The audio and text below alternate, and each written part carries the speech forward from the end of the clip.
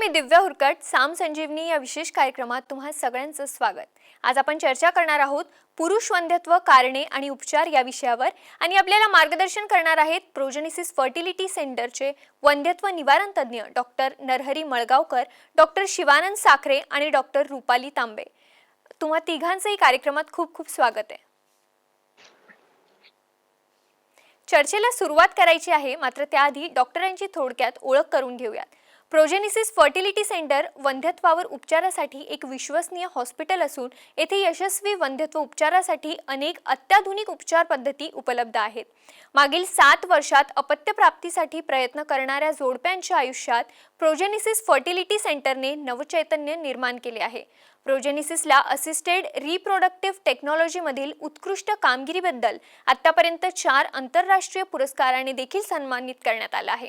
प्रोजेनेसिस fertility centre Thane, Pune आणि नाशिक या ठिकाणी कार्यरत असून संपूर्ण महाराष्ट्रासह विदेशातूनही अनेक दाम्पत्यांनी प्रोजेनेसिसमध्ये अपत्य सुखाचे स्वप्न पूर्ण केले आहे।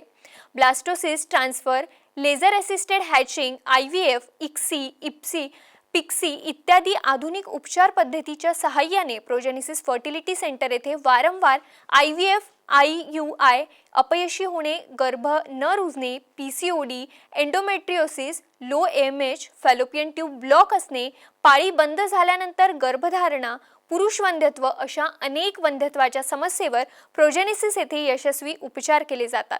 चला तर मग आजच्या चर्चेला सुरुवात करूयात। पुन्हा एकदा तुम्हा तिघांचं कार्यक्रमात स्वागत आहे।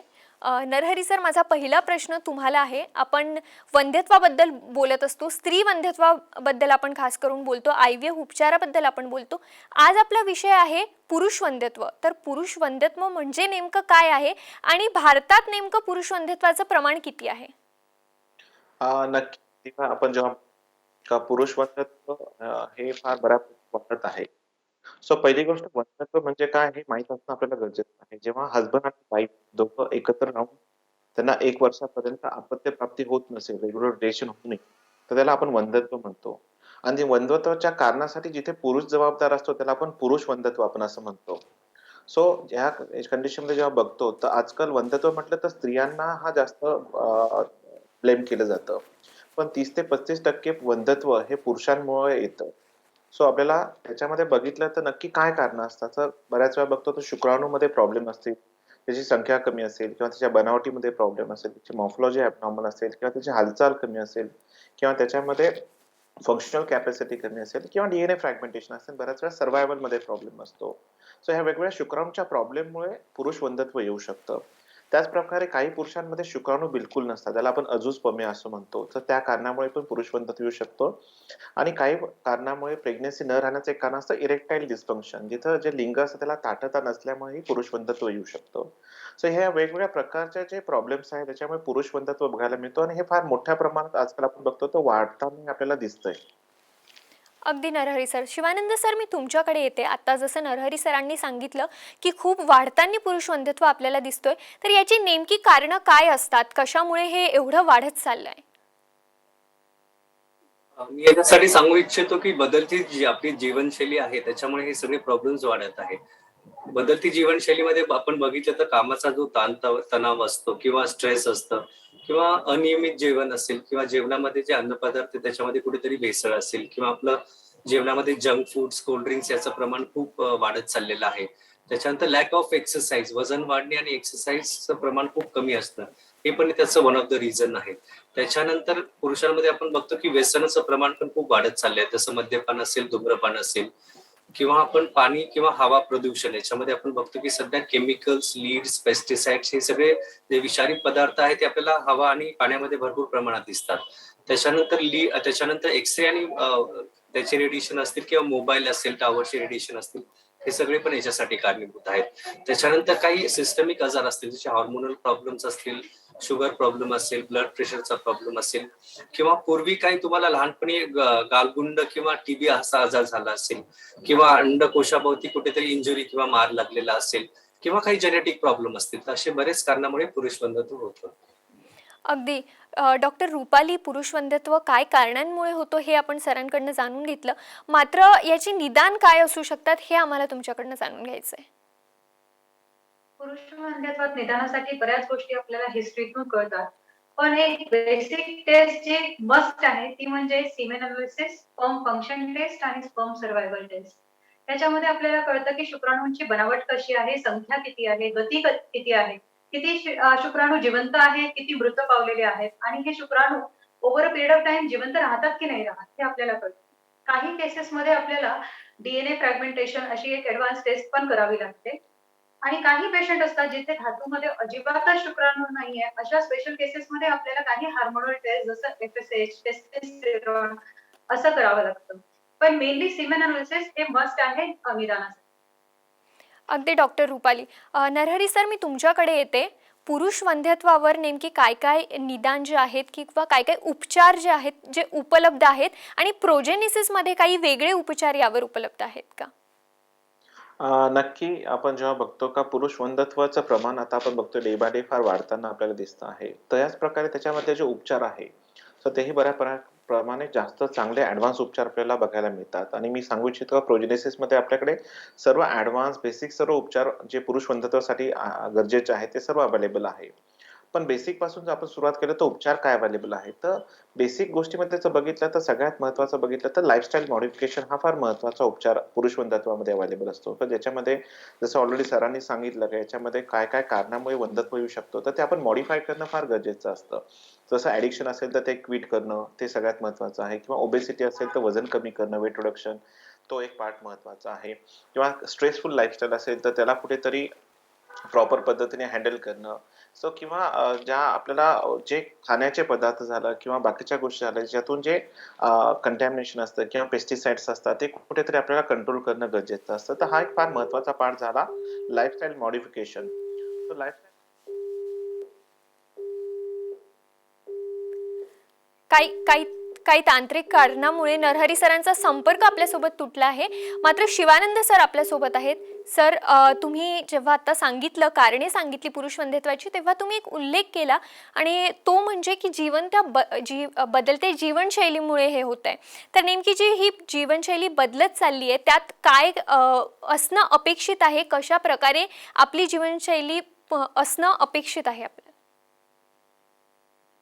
जसे कारण मी सांगितलं जीवनशैली आहे त्याप्रमाणे जर आपण जीवनशैलीत बदल केले तर नक्कीच आपल्याला रिपोर्ट्स मध्ये काहीतरी त्याच्यामध्ये इम्प्रुव्हमेंट दिसते. फॉर एक्झाम्पल जर आपण योग्य आहार घेणं खूप महत्वाचं आहे. आहारामध्ये काय इम्पॉर्टंट आहे की वजन वाढायला नाही पाहिजे. त्याच्यामुळे काही अँटीऑक्सिडंटचं सेवन करणं गरजेचं आहे. जसं आपण डाळिंब म्हणतो, अक्रोड किंवा बदाम असेल किंवा फिश यांचं सेवन करणं गरजेचं आहे. कुठले पदार्थ आपण टाळायला पाहिजे. त्याला आपण जंक फूड म्हणतो. पिझ्झा, बर्गर असेल किंवा कोल्ड ड्रिंक्स असतील किंवा तळलेले पदार्थ असेल, मैदा असेल, तर ज्या गोष्टीमुळे वजन वाढते हे सगळे गोष्टी आपल्याला बंद करणं गरजेचं आहे. रेग्युलर एक्सरसाइज करणं खूप महत्वाचं आहे. योग्य झोप झाली पाहिजे, नियमित जेवण झालं पाहिजे. या सगळ्या गोष्टी जर आपण याच्यामध्ये बदल केले, एखाद्या पुरुषाला जर काही व्यसन असतील तर ते व्यसन जर आपण बंद केले तर आपल्याला नक्कीच या सगळ्या गोष्टींमध्ये नक्कीच फरक पडतो. अगदी सर. डॉक्टर रुपाली, माझा पुढचा प्रश्न तुम्हाला आहे. धातूमध्ये शुक्राणू नसताना स्वतःचे शुक्राणू वापरून गर्भधारणा करणे शक्य आहे का? जेव्हा आपल्याला धातूमध्ये परीक्षणानंतर कळतं की अजिबातच शुक्राणू नाहीये, तेव्हा आपल्याला जाणून घेणं गरजेचं असतं की नेमकं अंडकोशामध्ये शुक्राणू बनतायत की नाही. त्यासाठी काही हार्मोनल टेस्ट असतात, म्हणजे मेंदूतून येणारे हार्मोन जसं एफएसएच, अंडकोशात तयार होणारे हार्मोन जसं टेस्टोस्टेरॉन, हे जेव्हा आपण चेक करतो ते त्यानुसार आपल्याला कळतं की यांच्या अंडकोशात शुक्राणू आहेत की नाही. आणि मग त्या टेस्टच्या रिपोर्टनुसार आपण एका छोट्या सुईद्वारे नक्कीच अंडकोशातून शुक्राणू घेऊ शकतो. त्या प्रोसेसला टेसा-मेसा असं म्हणतात.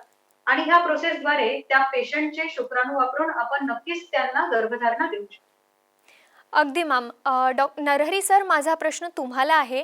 पुरुष वंध्यत्वात IVFचा कशा प्रकारे वापर होऊ शकतो? कशा प्रकारे IVF पुरुष वंध्यत्वावर उपचार करतो? नक्की आपण जेव्हा बघतो का पुरुष वंध्यत्वावर बरेचसे उपचार आहे. माझा मागचा क्वेश्चन थोडा ब्रेक झाला होता, पण त्याच्यामध्ये पण मी सांगू इच्छितो की लाईफस्टाईल मॉडिफिकेशन नंतर मेडिकेशन हे फार महत्त्वाचा पार्ट आहे. मेडिकेशनने बऱ्याच वेळा पुरुष जे प्रॉब्लेम्स आहेत शुक्राणूचे ते इम्प्रूव्ह होऊ शकतात. त्याच्यानंतर नसेल तर IUI हा एक बेसिक उपचार आहे. जर थोड्याफार प्रमाणात शुक्राणू कमी असतील किंवा मोटिलिटी हालचाल त्याची कमी असेल तर आपण इंट्रायुटराइन इन्सेमिनेशन हा उपचार आपण घेऊ शकतो. आणि त्याच्यानंतर जर बघितलं त्याच्यापेक्षा मेजर प्रॉब्लेम असेल किंवा इम्प्रूव्ह होत नसेल तर IVF किंवा त्याच्यामधल्या अत्याधुनिक IVF उपचार पद्धती आहे. याच्याद्वारे पुरुष वंध्यत्वामध्ये अतिशय चांगले आपण रिझल्ट देऊ शकतो. सो जसं आपण बघितलं तर बऱ्याच वेळा अत्याधुनिक उपचार पद्धतीमुळे IVFचा जो रिझल्ट आहे पुरुष वंध्यत्वावर तो अतिशय इम्प्रूव्ह झालेला आपल्याला बघायला मिळतो. सो जसं आपण ज्या टेक्नॉलॉजी वापरतो आपण ज्याला ICSI म्हणतो आपण इंट्रासायटोप्लाझ्मिक स्पर्म इंजेक्शन. शुक्राणूचा काउंट किती कमी असेल तरी पण चांगले शुक्राणू शोधून आपण त्याच्यात इंजेक्ट करू शकतो. चांगला गर्भ तयार करून आपण चांगल्या पद्धतीने रिझल्ट घेऊ शकतो. तसंच IMSI ज्याला म्हणतो आपण इंट्रासायटोप्लाझ्मिक मॉर्फोलॉजिकली सिलेक्टेड स्पर्म इंजेक्शन म्हणजे शुक्राणूची बनावट अतिशय खराब असेल तर जो चांगल्या क्वालिटीचा शुक्राणू आहे तो तयार करून शुक्राणू शोधून तो आपण इंजेक्ट करून त्याच्यापासून चांगला गर्भ तयार करू शकतो. PICSI ज्याला फिजिओलॉजिकल इंट्रासायटोप्लाझ्मिक स्पर्म इंजेक्शन म्हणतो. म्हणजे शुक्राणूची जी फंक्शनल कॅपॅसिटी अतिशय कमी असेल तर त्याच्यामध्ये आपण या ॲडव्हान्स उपचार पद्धतीचा किंवा मायक्रोफ्लुइडिक टेक्निक झाली याच्या वापरून चांगले शुक्राणू सिलेक्ट करून त्याच्यापासून चांगला गर्भ आपण तयार करू शकतो. सो ह्या ज्या आहे या ॲडव्हान्स उपचार पद्धतीमुळे रिझल्ट अतिशय इम्प्रूव्ह झाला आहे.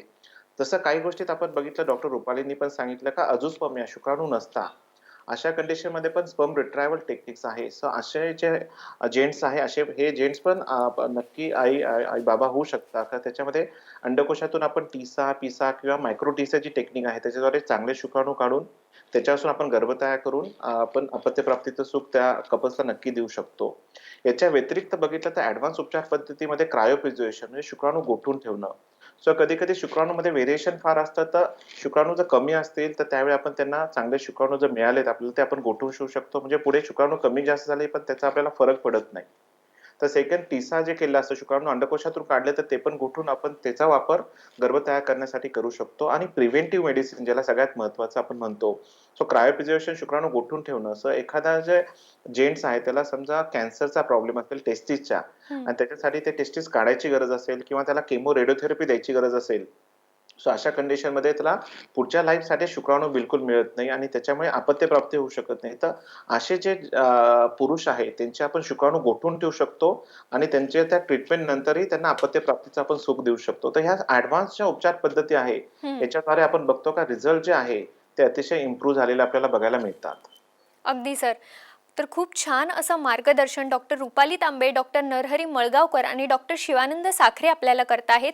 वंध्यत्वावर उपचार करून घ्यायचे असतील, स्त्री वंध्यत्व असो किंवा पुरुष वंध्यत्व असो, तर सध्या तज्ज्ञांचा सल्ला घेणं खूप गरजेचं आहे. आणि त्यासाठी स्क्रीनवरती जे नंबर तुम्हाला दिसत आहेत, संपर्क क्रमांक तुम्हाला दिसत आहेत, ते तुम्ही नोट करून घ्या आणि नक्कीच तिघांनाही तुम्ही संपर्क करू शकता. प्रोजेनेसिस फर्टिलिटी सेंटरमध्ये डॉक्टर शिवानंद साखरे, डॉक्टर रुपाली तांबे आणि डॉक्टर नरहरी मळगावकर यांचं तुम्ही मार्गदर्शन घेऊ शकता. खूप अजून मनामध्ये प्रश्न आहेत ते सरांना विचारायचे आहे, मॅमना विचारायचे आहेत, पण त्याआधी एक छोटासा ब्रेक घेऊन आम्ही लगेच परत येतोय. पाहत रहा साम संजीवनी.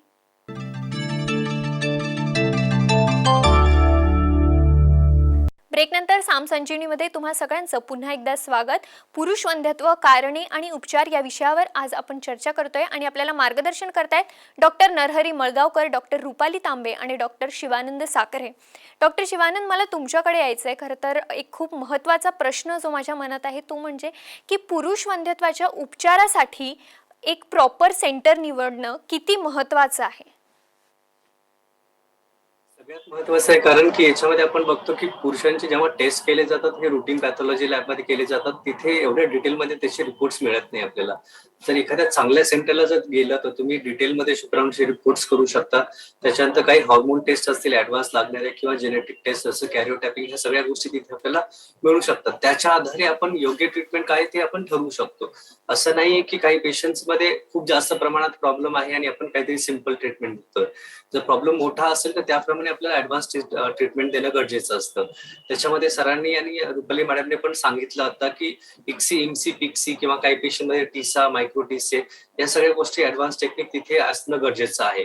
समजा जर पुरुषांमध्ये काही जेनेटिक अनुवंशिक आजार असेल आणि हा आजार जर बाळामध्ये जाणार असेल तर अशा वेळी आपण गर्भाचं टेस्टिंग करून PGT टेक्नॉलॉजी द्वारे चांगले गर्भ शोधून जर आपण यूज केले तर याच्यामध्ये ते आजार बाळामध्ये जाण्याचे चान्सेस पण खूप कमी असतात. त्याच्यामुळे ऍडव्हान्स सेंटरमध्ये व्हिजिट करून सगळ्या टेस्ट करणं आणि योग्य ट्रीटमेंट करणं गरजेचं आहे. कारण की त्याच्यामध्ये वेळ बऱ्याच वेळेस आपण बघतो की पेशंटचा वेळ खूप वाया जातो कारण की ते योग्य ठिकाणी ट्रीटमेंट करत नाही. तर जर तुम्ही स्पेशलिस्ट कडे आले आणि तुमच्या रिपोर्ट प्रमाणे जर योग्य ट्रीटमेंट घेतली तर नक्कीच अशा पेशंटला गर्भधारणा होऊ शकते. अगदी सर. डॉक्टर रुपाली, शुक्राणू फ्रीझन काय असतं आणि पुरुष वंध्यत्वात त्याचा काय रोल आहे, त्याची काय भूमिका पुरुष वंध्यत्वामध्ये आहे? याला आपण क्रायो प्रिझर्वेशन असं म्हणतो. म्हणजे लिक्विड नायट्रोजन मध्ये -196 डिग्री सेल्सिअसला आपण शुक्राणू गोठवून ठेवून देतो. बेसिकली जिथे शुक्राणूंची संख्या कमी आहे किंवा ती झपाट्याने कमी होते, अशा वेळेस मग अशी एक वेळ येऊ शकते की अजिबातच शुक्राणू नाहीये आणि तुम्हाला तुमचे शुक्राणू वापरून गर्भधारणा शक्य नाहीये. असे जे केसेस असतात आपल्याला दिसतात, तेव्हा आपण त्यांना ऍडवाइस करतो की शुक्राणू फ्रीज करून ठेवा, म्हणजे हे फ्युचरमध्ये तुम्हाला वापरता येईल. तसंच काही पेशंट असतात की लेडीची ट्रीटमेंट जेव्हा चालू असते तेव्हा हसबंड अवेलेबल नाहीये, ते बाहेर ट्रॅव्हल करणार आहे किंवा बाहेर देशात आहे, त्यांनाही आपण शुक्राणू गोठवून ठेवून देऊ शकतो.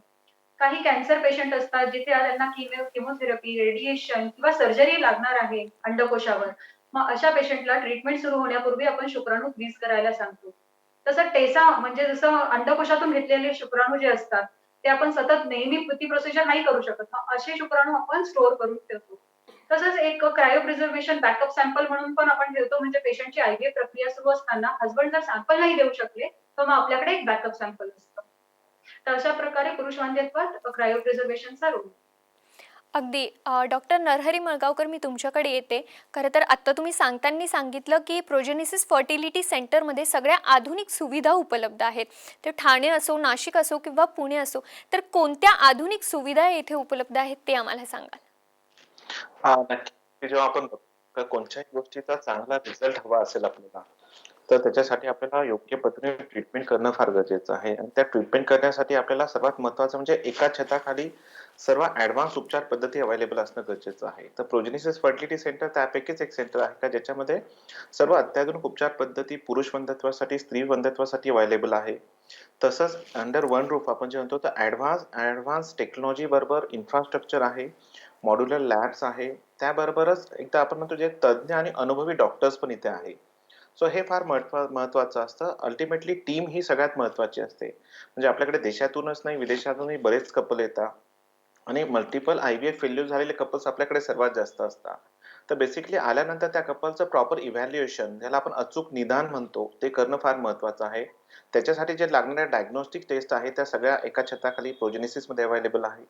अचूक निदान झाल्यानंतर त्याच्यासाठी जी योग्य ॲडव्हान्स ट्रीटमेंट देणं हे फार महत्त्वाचं आहे. तर योग्य ॲडव्हान्स ट्रीटमेंट जी आहे, ज्या सगळ्या प्रोजेनेसिसमध्ये अवेलेबल आहे नाशिक, ठाणे, पुणे तिघं सेंटरमध्ये. याचबरोबर मी जसं सांगितलं अनुभवी डॉक्टरांबरोबर ते बाकीचे पॅरामेडिकल स्टाफ झाले किंवा जे भ्रूणतज्ञ आहे, जे गर्भ तयार करतात लॅबमध्ये, ते पण इन हाऊस आपल्याकडे असल्यामुळे डेली बेसिसवर इम्युनायझेशन ऑफ मॅनेजमेंट आपण करतो. म्हणजे पेशंटच्या बॉडी फिजिओलॉजीप्रमाणे आपण ट्रीटमेंट करतो. सो या सगळ्या गोष्टींचा कुठेतरी एक परिपाक म्हणून त्याचा जो अल्टिमेट जो आपल्याला फळ मिळतं ते म्हणजे रिझल्ट. सो त्याच्यामुळे आपल्याकडे जे येणारे कपल्स आहेत त्याचे रिझल्टही अतिशय चांगले आहेत. सो बेसिकली ह्या सगळ्या गोष्टी अंडर वन रूफ आपण प्रोजेनेसिस फर्टिलिटी सेंटरमध्ये देतो. याला आपण म्हणतो टर्शरी केअर सेंटर आहे. हं. जिथे दुसरीकडे रिझल्ट मिळत नाही, तिथे प्रोजेनेसिस सेंटरमध्ये येऊन बरेचसे देशातले विदेशातले कपललाही अपत्य प्राप्तीचं सुख मिळालेलं आहे. अगदी सर. सर, खूप असे कपल्स आहे ज्यांना हे सुख मिळालेलं आहे. मात्र खूप असेही कपल्स असतात की जे तज्ज्ञांकडे जातच नाही किंवा तज्ज्ञांचा सल्ला घेत नाही. तर ते कपल्स सध्या आपला हा प्रोग्राम बघत असतील, हा कार्यक्रम बघत असतील, तर त्यांना तुम्ही काय सल्ला देऊ इच्छिता? का त्यांनी तज्ज्ञांचा सल्ला घेणं खूप गरजेचं आहे? नक्की. आता याच्यामध्ये जर आपण विचार केला तर इंडियामध्ये आपण बघतो भारतात वंध्यत्वाचं प्रमाण फार जास्त आहे. ऑलमोस्ट एक 6 कपल्समध्ये एका कपलला आपण वंध्यत्व ने ग्रस्त आपण पकडतो. पण जे ट्रीटमेंट घेणारे कपल्स आहेत ते हार्डली 1 to 2%च कपल ट्रीटमेंट घेत आहे. कारण त्याच्याबद्दल गैरसमज फार आहेत. तर पहिली गोष्ट ते समजून घेणं महत्त्वाचं आहे. गैरसमज दूर करणं फार गरजेचं आहे. आणि गैरसमज दूर झाल्यानंतर आपण योग्य ठिकाणी योग्य ट्रीटमेंट घेणं गरजेचं आहे. कारण इतक्या ॲडव्हान्स आणि छान टेक्नॉलॉजी आल्या आहेत, ट्रीटमेंट आय-व्ही-एफमध्ये आलेल्या आहेत का त्याच्यामुळे कोणताही किती मेजर प्रॉब्लेम असेल, तरी तुम्हाला अपत्य प्राप्तीचं सुख हे नक्की मिळू शकतं, पण योग्य ठिकाणी आणि योग्य ट्रीटमेंट घेतली तर. अगदी सर. तर खूप छान असं मार्गदर्शन डॉक्टर नरहरी मळगावकर, डॉक्टर रुपाली तांबे आणि डॉक्टर शिवानंद साखरे यांनी केलेलं आहे. भारतात वंध्यत्वाचं प्रमाण खूप वाढत चाललेलं आहे आणि तुम्हाला तज्ज्ञांचा सल्ला हवा असेल, तज्ज्ञांचा सल्ला घ्यायचा असेल, तर सध्या स्क्रीनवरती जे नंबर दिसत आहेत ते नंबर तुम्ही नोट करून घ्या. डॉक्टर रुपाली तांबे या पुण्यात तुम्हाला प्रत्यक्ष भेटू शकतात. तसेच डॉक्टर शिवानंद साखरे हे ठाण्यात तुम्हाला प्रत्यक्ष भेटू शकतात आणि डॉक्टर नरहरी मळगावकर यांचं मार्गदर्शन घ्यायचं असेल तर ते नाशिकमध्ये तुम्हाला प्रत्यक्ष भेटू शकतात. त्यांचे नंबर्स आणि त्यांचा पत्ता सध्या स्क्रीनवरती फ्लॅश होतोय, तो आवर्जून तुम्ही नोट करून घ्या. अपत्य प्राप्ती प्राप्तीचं सुख सगळ्यांना हवं असतं आणि ते काम प्रोजेनेसिस फर्टिलिटी सेंटर करत आहे मागच्या 7 वर्षापासून.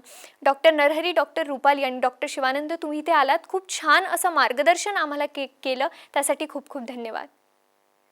धन्यवाद. थँक्यू. साम संजीवनीमध्ये वेळ झाली आज इथेच थांबण्याची, मात्र तुम्ही कुठेही जाऊ नका, पाहत रहा साम टीव्ही.